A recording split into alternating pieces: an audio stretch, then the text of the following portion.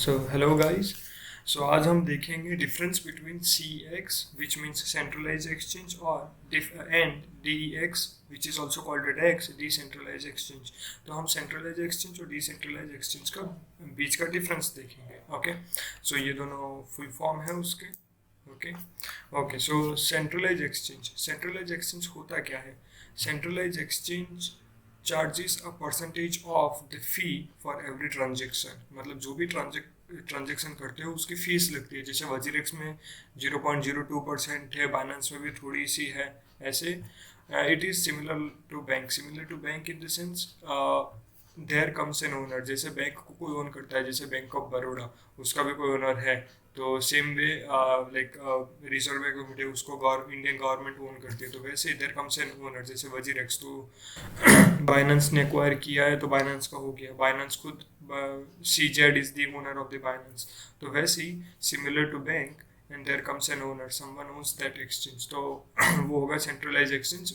Centralise exchange का meaning ही यही है कि उसे कोई कंट्रोल कर रहा है, सेंट्रलाइज पर्सन या सेंट्रलाइज्ड कंपनी जैसे बाइनेंस। तो बाइनेंस को कौन कंट्रोल कर रहा है? सी जेड, बिकॉज वो ओनर है। सो वही मतलब होता है centralize exchange. Okay, they follow rules and regulations. जैसे Binance needs at least rules and regulations तो ठीक फॉलो करता ही है, प्लस वहाँ पे लिमिट्स भी रहती है कि अगर आपको कुछ बाय या सेल करना होता है तो आपको मिनिमम जैसे कुछ अमाउंट चाहिए होगा। जैसे वजीरेक्स पर आप मिनिमम $2 तो आपको चाहिएंगे कुछ भी बाय करने के लिए। So same way Binance needs at least $10 to buy something. कोई भी क्रिप्टो करेंसी बाय करना हो तो KYC needed, which you already know. उसके बिना तो आप ज़्यादा ट्रेडिंग ही नहीं कर पाएंगे। एंड उसके एग्जांपल्स हैं, उसके एग्जांपल्स है Binance, WazirX, KuCoin, Coinbase, BitMart, CoinDCX etcetera etcetera. So centralised exchange is basically कि भाई कोई एक सेंट्रलाइज कंपनी या some owner owns that crypto exchange. Okay, pros of centralized exchange: you can take part in launchpad and earn free coins। जैसे Binance पे launchpad होते हैं तो उस पर आप पार्ट कर सकते हैं। आप अपने BNB या बाइनेंस USD स्टेक कर कर आप जो भी लॉन्चपैड पे जो भी कॉइन लॉन्च हो रहा है उसके कॉइन के आप एयर ड्रॉप जीत सकते हैं। So you can take part in launchpad and earn free coin. Some CEX offer, some central exchanges offer good staking program. You can use that to stake coin। तो जैसे Binance में है, जैसे अभी XC infinity का वो Binance 115% return दे रहा है। So you can also take a good advantage of that. और भी बहुत सारे हैं, जैसे डॉट हो गया, वैट हो गया, उन सबको आप स्टेक कर सकते हैं बाइनेंस पे और कभी भी अनलॉक कर सकते हैं। Newbies prefer centralize exchange. So centralize exchange gets high liquidity. जैसे कि कोई भी नया बंदा क्रिप्टो मार्केट में आता है तो वो सेंट्रलाइज एक्सचेंज ही चूज करे, बिकॉज वो इजी है डिपॉजिट और विड्रॉल के लिए। आप कभी भी डिपॉजिट कर सकते हो using debit card, bank account, UPI methods and all. जैसे वजीरेक्स में मोबीक्विक करके यूज़ कर सकते हैं, बाइनेंस में भी डेबिट कार्ड या वीज़ा कार्ड यूज़ करके हम कर सकते हैं। तो जितने लोग ज़्यादा सेंट्रलाइज एक्सचेंज पे आएंगे तो वह हायर लिक्विडिटी आएगी। हायर लिक्विडिटी मीन्स कि उस एक्सचेंज पर, पर्टिकुलर एक्सचेंज पर बाय और सेल करने वाले लोगों की संख्या बहुत ही ज़्यादा है, उसे बोलते हैं लिक्विडिटी। जैसे वजीरेक्स पर लोगों की संख्या इंडियन रुपीज़ में ज़्यादा है और बाइनेंस में USDT पर। तो अगर कोई भी चीज़ आप बाइनेंस पे बाय या सेल करोगे तो फटाफट बाय और सेल हो जाएगी, जहाँ पर वजीरेक्स में बहुत देर लगेगी, क्योंकि वजीरेक्स पर बाइनेंस जितनी लिक्विडिटी नहीं है। So that is liquidity. Can easily deposit using ATM card, banks and withdraw bank too easily। वो हो सकता है। या there are some issues with WazirX कि कोई बार डिपॉजिट नहीं होता, कोई बार विड्रॉ नहीं होता, लेकिन वो कोई बार रहता है। But you can easily withdraw and deposit money. अभी हम कौन से देखेंगे mean things about centralize exchange. So sometimes you get message warning like withdrawals are temporarily disable for this account. तो देखिए, सेंट्रलाइज एक्सचेंज का सबसे बड़ा प्रॉब्लम यही है कि जब मार्केट डाउन जाएगा या फिर कोई अब ट्रेंड जा रहा है, जैसे इलॉन मस्क मार्केट को बढ़ा रहा है और आपको डॉज कॉइन तुरंत बाय करना है, तो उस टाइम पर साइट इधर बंद हो जाएगी, रिस्पॉन्स नहीं करेगी, या फिर ऐसे बता देंगे withdrawal are temporarily disable for this account, कि आप डिपॉजिट नहीं कर सकते, ये नहीं कर सकते। सेंट्रलाइज एक्सचेंज का यही प्रॉब्लम है।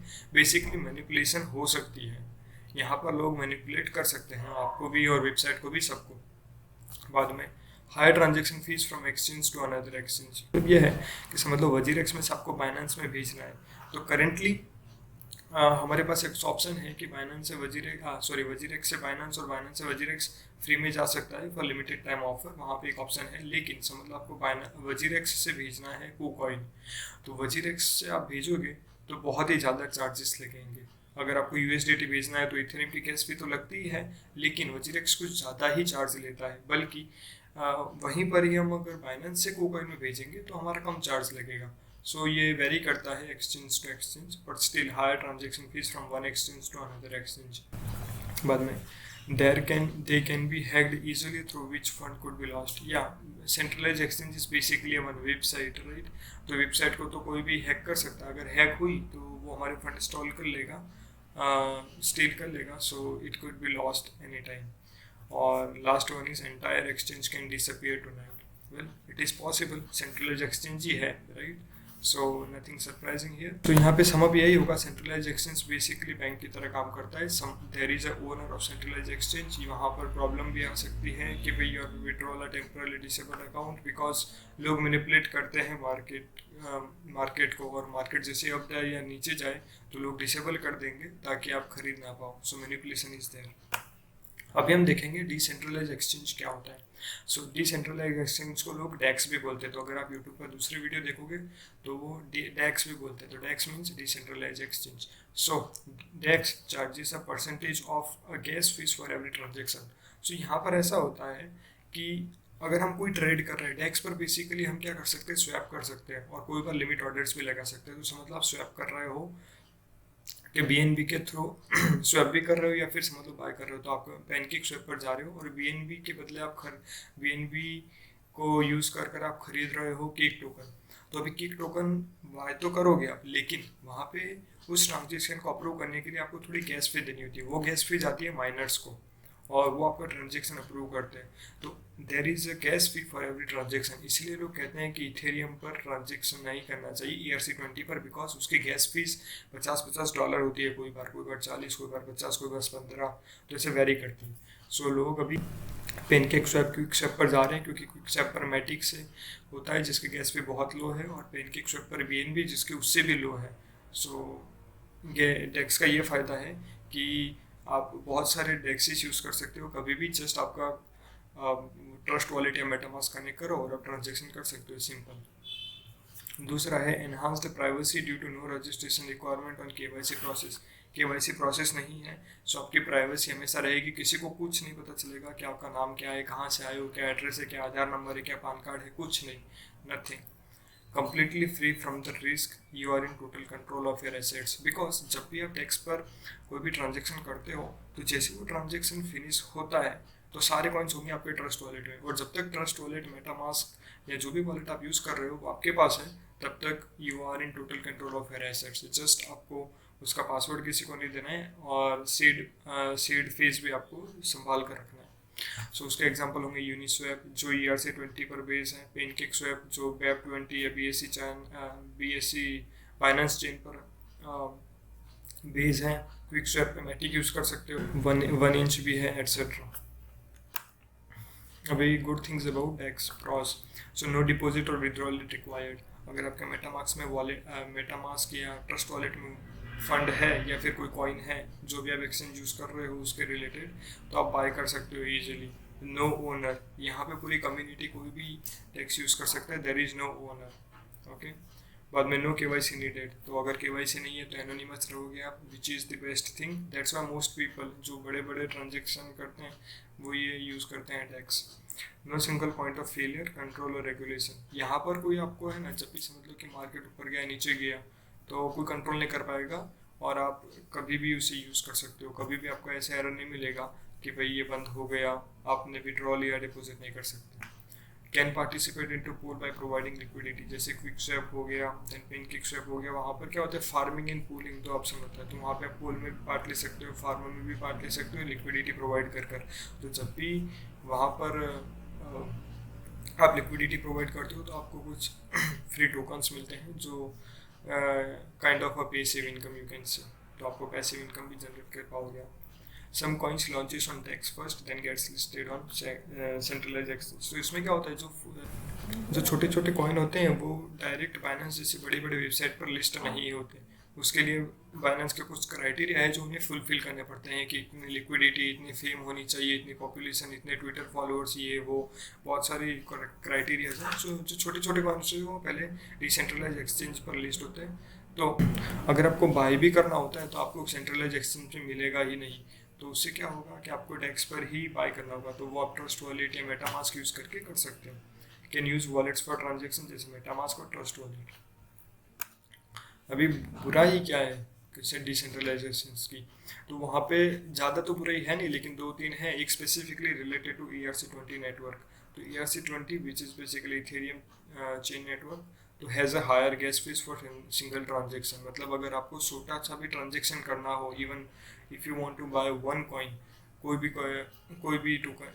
कॉइन आप बाय करना चाहते हो, तो आपको गैस फीस देनी होगी। और गैस फीस वो होती है $40, $50। आप सोचिए अगर आपको $15 वाला कोई कॉइन खरीदना है और उसकी गैस फीस लग रही है 40, तो आपको 40 गैस फीस प्लस $15 उस कॉइन के, तो आपको उतने देने होंगे 55 कॉइन्स था। 55 USDT दोगे तो आपको कोई एक कॉइन मिलेगा। So which is ridiculously high amount of gas fees actually. इसलिए लोग अब ERC-20 पर ट्रांजेक्शन ज़्यादा नहीं कर रहे, लोग ज़्यादा क्विक स्वैप या पेनकेक स्वैप यूज़ कर रहे हैं, which will be reduced in year और टू। मतलब इस पर काम चल ही रहा है, 1 या 2 साल में ये गैस फीस भी कम हो जाएगी। जैसे ये गैस फी कम हुई, इथेरियम 10,000 तो ऐसे ही टच कर जाएगा, believe me. The downfall of centralise exchange is principally with liquidity. यहाँ पर मैं ऐड करना चाहूँगा डिसेंट्रलाइज। ये सेंट्रलाइज नहीं है, ये decentralise. Downfall of decentralised exchanges is principally with the liquidity factor. Without liquidity price discovery is hard to achieve. मतलब डिसेंट्रलाइज एक्सचेंज ज़्यादा लोग प्रीफर नहीं करते हो। जैसे मैंने बताया कि न्यूबीज लोग या जो भी नए लोग आते हैं वो सेंट्रलाइज एक्सचेंज पर ज़्यादा जाते हैं, राइट, बिकॉज उन्हें डेक्स के बारे में मालूम ही नहीं होता, वो क्रिप्टो में नए हैं, तो लिक्विडिटी डेक्स पर ज़्यादा नहीं मिलती, तो उसके कारण ट्रांजेक्शन जल्दी नहीं हो पाता। कोई बार फेलियर भी हो जाता है क्योंकि वो अप्रूव ही नहीं होगा ट्रांजेक्शन। सो लिक्विडिटी प्रॉब्लम है एक। और अगर लिक्विडिटी ज़्यादा है तो ट्रांजेक्शन भी फास्ट होता है, और वहाँ पे लोग ज़्यादा बाय करेंगे तो कम फीस में आप बाय कर पाओगे और फास्ट बाय कर पाओगे। सो एक liquidity is one of the factor के टैक्स पर नहीं मिलती, बिकॉज लोग अवेयर नहीं होते, और जो लोग अवेयर होते हैं वो भी मोस्टली सेंट्रलाइज एक्सचेंज यूज़ करते हैं। ओके, तो कंक्लूजन तो मेरा कंक्लूजन ये रहेगा, you can choose whichever you want, आपको जो भी पसंद हो, but I would say both centralise exchange या डिसेंट्रलाइज एक्सचेंज। जैसे वजीरेक्स, KuCoin, बाइनांस, 3-4 वेबसाइट पर बना के रखो अपने KYC के साथ कंप्लीटली, ताकि क्या है, अगर वजीरेक्स डाउन हो, बाइनेंस डाउन हो तो KuCoin चले, KuCoin और बाइनेंस डाउन हो तो वजीरेक्स चले, और आप 3-4 में अपने फंड ट्रांजेक्शन कर पाओ ईजिली। तो मैं कहूँगा कि सेंट्रलाइज एक्सचेंज बना रखो, एटलीस्ट 3-4 तो रखो, बाइनेंस, KuCoin, वजीरेक्स, और चौथे आपको जो भी पसंद है। और डिसेंट्रलाइज एक्सचेंज भी यूज़ करो, ताकि समझ लो कि कल इंडियन गवर्नमेंट ने रूल निकाल दिया कि भाई बाइनेंस नहीं चलेगी, तो आप क्या करोगे, राइट। सो अगर आपके पास पहले से सेटअप है सब कुछ, ट्रस्ट वॉलेट ये वो, तो क्या है, आप उसमें ट्रांसफ़र कर सकते हो, ताकि अभी बाइनेंस बंद भी हो जाए या फिर हैक भी हो जाए तो आपका फंड आपके ट्रस्ट वॉलेट में सेफ है। So I would say use DEX too, जिसमें ट्रस्ट वॉलेट या मेटामास्क यूज़ कर सकते हो। Take the liquidity and launch pad advantage of centralise exchange. जो सेंट्रलाइज एक्सचेंज पे लिक्विडिटी होती है, जैसे बाइनेंस पे बहुत ज़्यादा है, तो उसे लो, जल्दी आपका बाय और सेल हो जाएगा, और लॉन्च पैड में आप पार्ट लेकर एक्स्ट्रा कॉइन या पैसिव इनकम कमा सकते हो, स्टेकिंग भी कर सकते हो। And take the control of your asset by using tax. So tax use करके आप अपने एसेट के कंट्रोल में रख पाओगे, क्योंकि कोई आपके एसेट्स को या कॉइन्स को कभी टच ही नहीं कर पाएगा। आपके NFTs भी आप ट्रस्ट वॉलेट में रख सकते हो, मेटामास्क में रख सकते हो, तो अगर कुछ है तो कोई टच ही नहीं कर पाएगा, बिकॉज उसके पास आपके वॉलेट का सीड फ्रेज ही नहीं होगा, तो ना ही एक्सेस होगा, तो उसके बिना वो कुछ नहीं कर सकता। सो सेंट्रलाइज एक्सचेंज का लिक्विडिटी एंड लॉन्च पैड का फ़ायदा उठाइए, और डिसेंट्रलाइज एक्सचेंज का यूज़ कर आप एसेट को अपने कंट्रोल में रखिए। सो बस यही मेरी एडवाइस रहेगी। So thank you for watching guys, like, share and subscribe. अगर आपके कोई भी डाउट्स है तो कमेंट में लिखिए, मैं आपका रिप्लाई, आपके डाउट का सॉल्यूशन देने का ट्राई करूँगा।